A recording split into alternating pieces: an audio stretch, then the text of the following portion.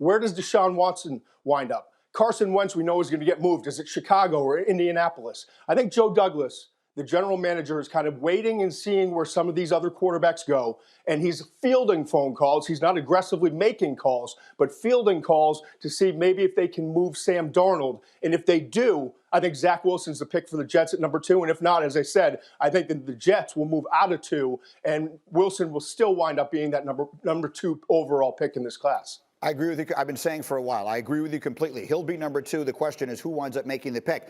Then the other part of this is I'm old enough to remember a time when we wondered if Justin Fields might supplant Trevor Lawrence as the number 1 pick in this draft. Now, all of a sudden, he's the 4th quarterback off the board. How did that happen?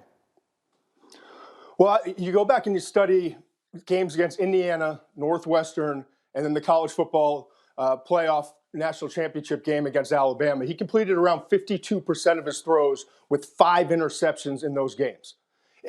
In my opinion, you look at him physically. He's big, he's sturdy, he's strong, he's mobile, he's got a big arm. He has all the traits that you look for, but he likes to see his receivers come open and get stuck on that first read very frequently.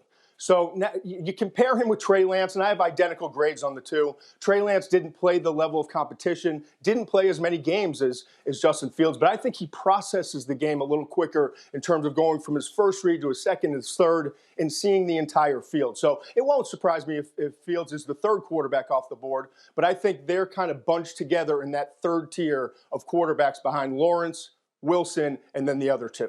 And then I want to ask you about the guy that you currently have 5th, because I'm a regular listener of the First Draft podcast. And so I'm listening the other day to you and Field Yates and Mel Kiper talking about what was going on at the Senior Bowl, and everyone is raving about Mac Jones. Your buddy Mel had Mac Jones moving up this thing, and I believe he has him projected higher than you have him projected.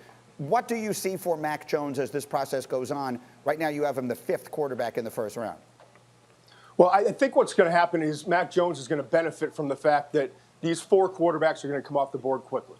And it's probably going to be because of trades moving up. I have Mac Jones going number 12 overall right now in a trade.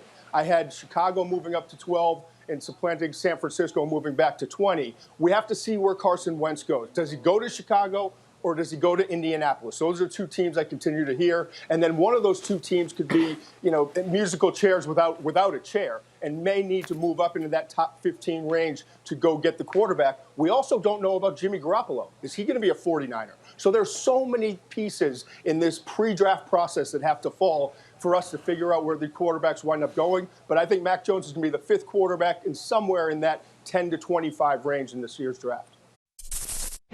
Thank you for watching ESPN on YouTube. For live streaming sports and premium content, subscribe to ESPN+.